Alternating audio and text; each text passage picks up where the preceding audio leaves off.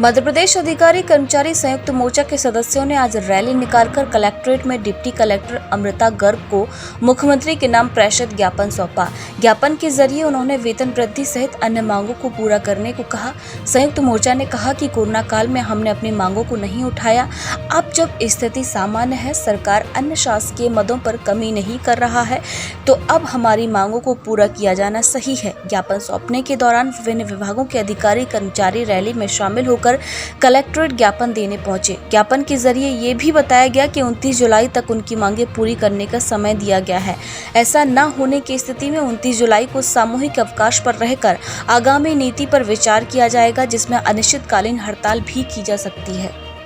संगठन का जिलाध्यक्ष संयुक्त मोर्चा का संरक्षक हूँ और आज जो हमने प्रांतीय आह्वान के तहत जो प्रथम दिन हमारा है, आज कलेक्टर महोदय को हमारी जायज़ मांगों के लिए ज्ञापन देंगे।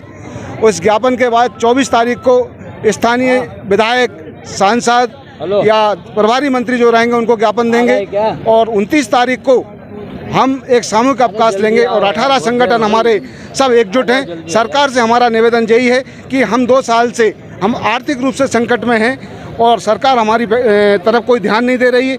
और जब कोई चीज़ कर्मचारियों के हित में घोषणा करने की बात आती है तो वित्तीय भार और आर्थिक रूप का एक बहाना लिया जाता है। अगर ऐसा ही है तो मेरा शासन से अनुरोध है कि हम 2 साल संकट में 1 साल माननीय सांसद विधायकों की सुविधाओं को रोककर हमको दे दिया जाए तो 1 साल वो भी तो झेलने इस संकट को। क्या होता है, कर्मचारी किस तरीके से महंगाई में जीवन यापन कर रहा है, इतनी महंगाई बढ़ चुकी है और उसमें हम आर्थिक रूप से 24 घंटे नौकरी करके कोरोना में भी पूरे शासन की तहे दिल से सहयोग करने के बावजूद भी जो स्थिति हमारी कोई सरकार सुन नहीं रही है और सरकार से हम सभी कर्मचारी आज जो एकत्रित हुए हैं, सिर्फ हमारी किसी से लड़ाई नहीं है, नहीं किसी से भीख मांगते, हम अपना अधिकार मांगते।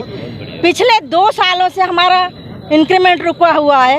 हम शासकीय कर्मचारी हमेशा अपने निष्ठा से कार्य कर रहे हैं। आपने देखा होगा कोरोना में भी हमारे कितने कर्मचारी हम लोगों का साथ छोड़ कर चले गए, जिनका परिवार यतीम हो गया। और इसके बावजूद भी हम इतना चाहते हैं कि हम लोगों का इंक्रीमेंट जो रुका हुआ है वो दिया जाए, केंद्र के बराबर हम लोगों का महंगाई भत्ता दिया जाए। हम उन लोगों से कितने पिछड़े हुए हैं। एक्चुअली सभी कर्मचारी संघ ने वेतन वृद्धि की मांगों को लेकर ज्ञापन दिया है, जिसको हम कलेक्टर महोदय के माध्यम से माननीय मुख्यमंत्री महोदय के पास प्रेषित करेंगे। धन्यवाद।